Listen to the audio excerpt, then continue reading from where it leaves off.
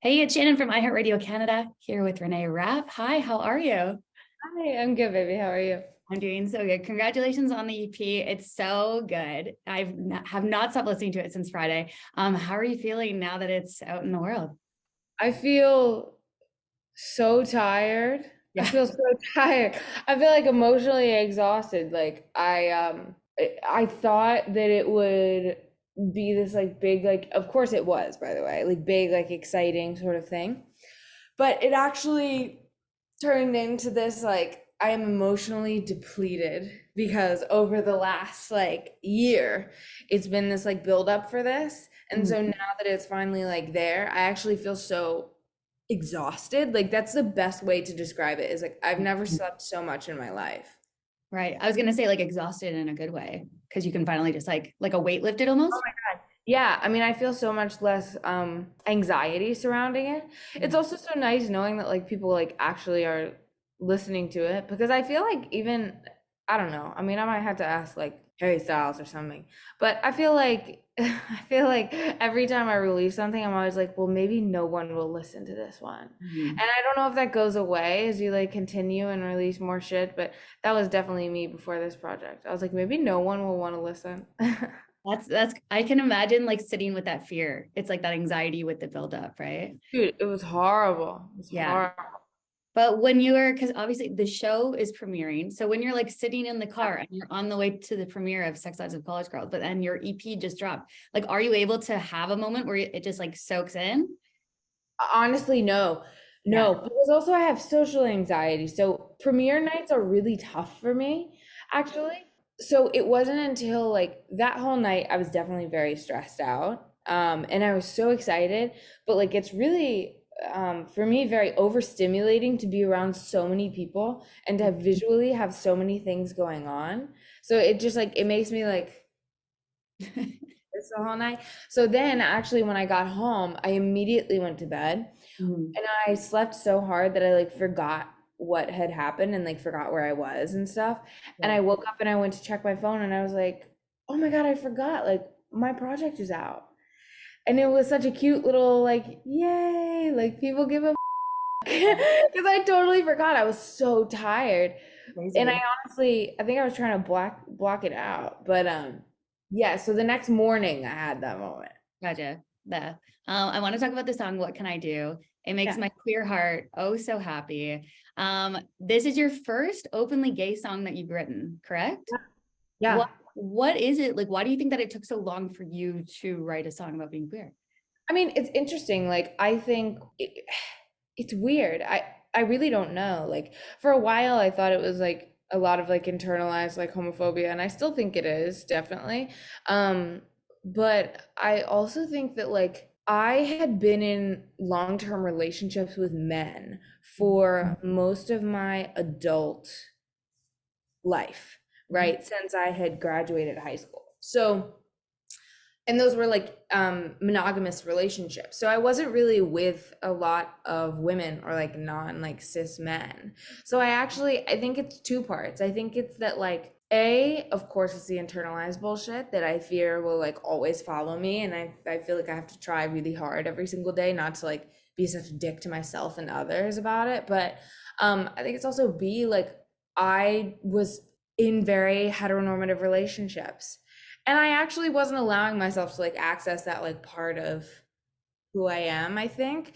So it definitely didn't come across in music until now, which is like so refreshing. But it was actually so hard to write that song. It was like weirdly hard. I kept looking at my friend who wrote me, Blake, who is straight, and I'd be like, I'm literally gay. Why can't I write this? And he was like, I think you're just like so nervous and uptight about it. And he was totally right. Right. I was going to ask if there's like a difference when it comes to writing songs about women versus men, or if it's just like a change of pronouns.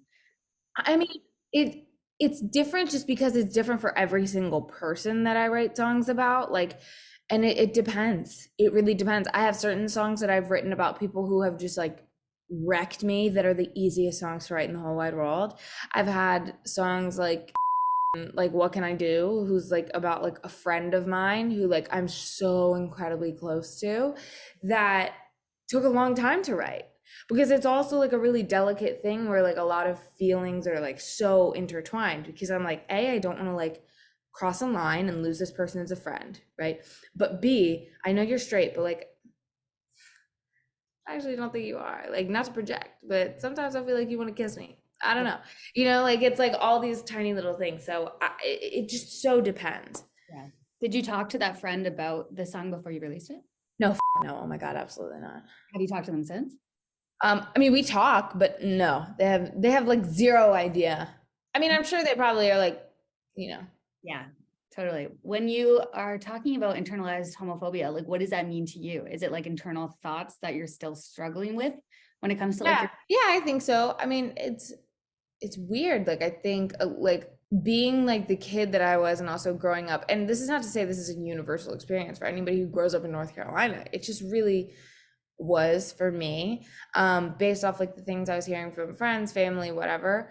I always wanted to do things in service to think that I was like sexually appealing to men constantly. And I feel like, to be honest, sometimes I still do. Now, there's also a side of that to where like I am bisexual, so that's like a part of like you know, like that's just kind of by nature. But I think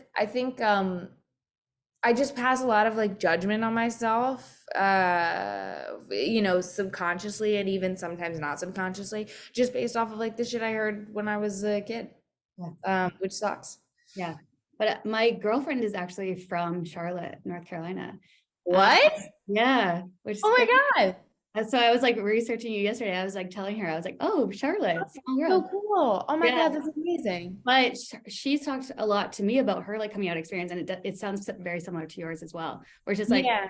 and then I grew up in a really small religious community, so I feel a lot of that as well. Where it's just Oh kind wow. of things that you're taught growing up, and then you don't even realize that it's like internalized homophobia until you're like, wait a second, like that's not how. Yeah, you know. 100%. 100%. It's very loaded. Yeah, it's like just society and what it's taught us, like in general, I think. So yeah, things that everybody kind of deals with. What made you decide to not put tattoos on the EP? Because tattoos was such, I wrote it at such an icky time in my life. Mm-hmm. I was like really not okay when I was like writing that song. I was, I can't, like, I even look back and I'm like, holy shit, the person that I wrote this about, like, I genuinely, I don't think I even liked this person, but I was so afraid to like be like, I don't know. I was so afraid for it to end that entire song I wrote out of like fear as opposed to like the actual feeling. And so it's weird for me to even like listen to that song, which is why I pretty much don't. Because I was just I was like not okay. I was like really not good. I was partying a lot. I was in a group of friends that like was like so bad for me. Like I was put at risk like multiple times. I had like an actual horrible thing happen to me because a bunch of this like friend group, one of the people who I wrote that song about was in this friend group, like left me at a bar, and it was just like it was just terrible. So like I run away from that part of my life so hard. So that's why tattoos is not on the EP. Makes sense. That makes a lot of sense. It was about not a good person. Right. If going on tour, then are you just going to scrap that from like not perform it and just No, everybody and their mother's like, you have to sing tattoos. And I've fought it so many times and they're like, no, you do. So I suppose we'll sing it. Yeah. Speaking of tours, are we getting a tour announcement soon? And are you coming to Canada? Oh my God, I regret to inform you I'm not going to Canada. No, come on. Wait, well, okay, so this first tour is like not, I mean, it is a tour for me, but it's like a total, like, it's like my first shows. Like we're literally calling it the first shows because I've never played shows of my own music before. So we're just doing like a couple, but where are you in Canada? Are you on like East Coast or West Coast type Like shit? central, I guess. People consider it east, but Toronto. Okay, okay. Well, if you do want to go to New York, There you go. fine. Well, the Little area. That's good to know. Bring your girlfriend. Yeah, exactly. Okay, that's good though. You can go do some shows, work out the kinks, and then make your way to Canada for all your Canadian fans. I want to talk about your girl group for a second, if you can. I absolutely can. Yeah? Okay. Yes. First of all, can we talk about the name of the group? Like, I don't can't. It was such a, like, we talk about like dark times, peak dark times. Which is Daddy's Little Girls, right? Correct. You couldn't be more right. Where did that name come from? How did that come about? I literally just remember like being like 16 and our like managers at the time being like, yes, this is it. And I was like, that's kind of weird. And then I was like, it's fine. F it. Like, I was just like, please just put me in the studio. Like, I'm so annoyed with all of this. So, it was garbage. I can't believe oh my God, that was so bad. It was so bad. Is there anything that you learned though from that experience that you can then take into like your music career now? So much. I learned to not trust literally anyone. Really? I learned how to write. Like, I learned how to be in the studio. I learned how to work with a producer. I learned how to deal with really group dynamics, to be honest. I learned that not everyone is your friend. I mean, like, the list goes on. I learned that you don't have to respect someone's parents just because they're their parents, even if they're like really shitty people. You simply don't have to respect them.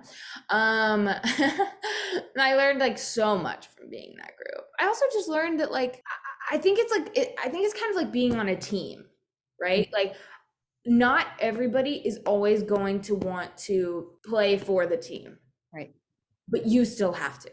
Yeah. So I definitely learned how to like hold my own kind of in that regard, but also like looking back on it, that like really sucked. I like don't think about it that often, and I'm like, oh, that was so sad.